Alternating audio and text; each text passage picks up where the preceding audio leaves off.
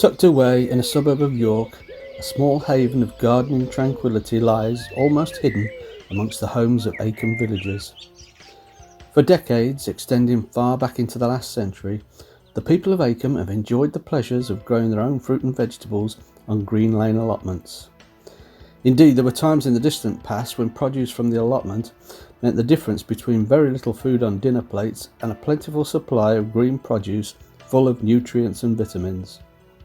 Those of us who are relatively new to the site are fortunate in working side by side with experienced allotmenteers who have many a tale to tell, alongside a wealth of valuable horticultural advice. Today, thanks to all those who value the site and the creativity and energy of an enthusiastic group of allotmenteers, the site not only provides space to produce a steady supply of those important ingredients that keep us all fit and healthy, but also an opportunity to enjoy the peace and tranquility of a small piece of countryside hidden within its boundaries. The story begins around 5 years ago, when one of the veterans, Mal Foster, planted the seeds that would inspire a new generation of community-minded allotmenteers. Mal, a source of endless wisdom with regard to cultivation, wildlife and stories of times past, had been a plot holder on the site for many decades and knew every square inch of the site. He suggested to a few of the newer tenants that an association of tenant volunteers could work together to bring a new sense of vitality to the site. This was the beginning of Green Lane Growers, who set about transforming the allotment into a vibrant and inclusive haven where folk can enjoy the benefits of nurturing their own fruit and vegetables whilst enjoying the peace and quiet of carefully managed natural surroundings.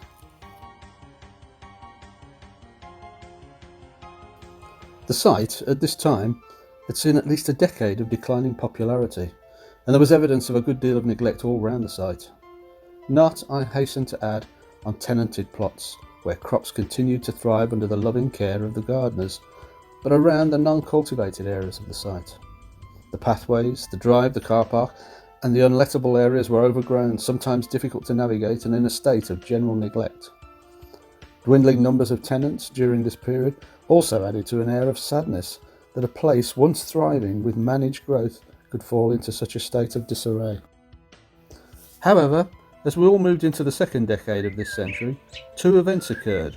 One locally and one with a much broader impact created the possibility of a new beginning for allotments.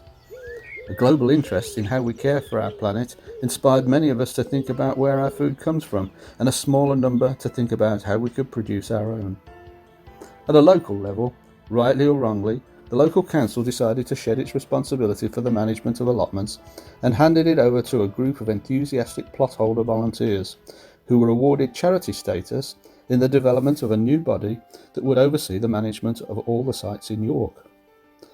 An important part of their remit was to re-establish safe access within every site and to create an environment where any resident of York, no matter what level of means or ability, could, if they wished, have access to an allotmenting experience. With this in mind, the newly formed Green Lane Growers set about nurturing a plan that would see Green Lane's site transformed within a period of 5 years.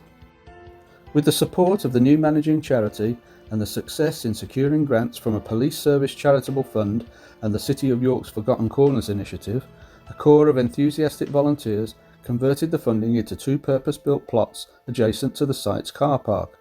One designed for the children of a local school for children with disabilities, and the other for adults with mobility difficulties. The plots consist of raised beds of varying heights for the school children, with access to mains water and a purpose-built compostable toilet shared with the adult mobility plot.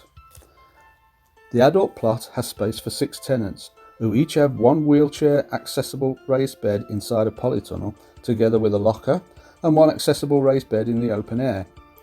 All of the raised beds have a mains water tap attached to them. Of course, to make these facilities accessible, the driveway and car park had to be made good, which brought a smile to the faces of all the tenants on the site.